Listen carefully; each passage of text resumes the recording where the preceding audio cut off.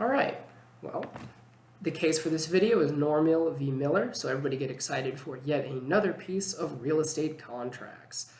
So an offer to purchase a piece of real estate was made by Normile, but it was stated in the offer that it must be accepted by a specified time and that a signed copy must be handed over promptly after that specified time, meaning there was a little bit of wiggle room as long as the agreement, the signature, happened before then. The offer was countered in a specific manner. The defendant signed off in the margins. My apologies, the plaintiff. The plaintiff in the margins edited the contract in certain specific ways. This is a counteroffer. The court made it clear that it could be argued that this was an editing of the offer. No, this is a counteroffer. There is no distinction to be made. This is not a preliminary acceptance or anything of the sort. This is a counteroffer. We're still in the negotiation phase here. And the offer was countered, and the plaintiff believed that they had the option to continue these negotiations. The defendant sold the property to someone else anyway, believing they had no option. It was concluded by the court that the counteroffer was a rejection. A counteroffer is inherently a rejection of the original offer, even if the original offer ends up ultimately being accepted. That's just a different counteroffer. So showing again a state of bargaining, not acceptance. Acceptance would mean that the contract was enforceable. Bargaining means it's nothing. It's not a contract. No option was part of the contract. Again, like many of these cases, there was no option, which again is a purchase to purchase, which is agreement to purchase something for a certain price at a future date. And there was no agreement that they had,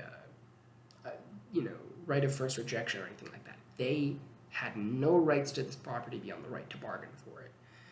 The language in the original offer that was carried over to the new offer referred specifically to when the defendant would have to agree by, not when the plaintiff would have to agree to this new counteroffer. So that language, what was carried over to the new offer, did not apply to the defendant because the defendant did not.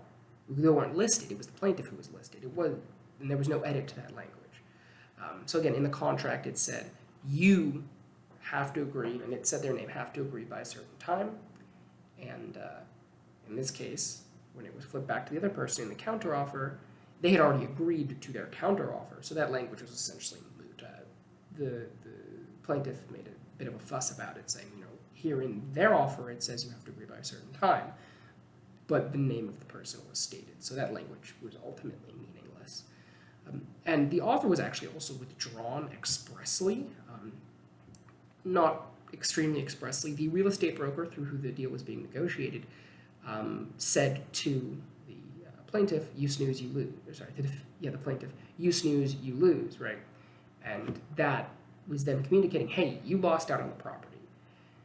And so this was, the court said, any way that is communicated, there's no formal way to communicate withdrawal of an offer. So by the real estate broker saying, haha, you lost out, that is a clear withdrawal. So if someone else has acted on the purchase of real estate, real property, something that is, as the internet language would like to use, non-fungible, singular, can't be copied, real estate, property, physical land, you can't replicate it.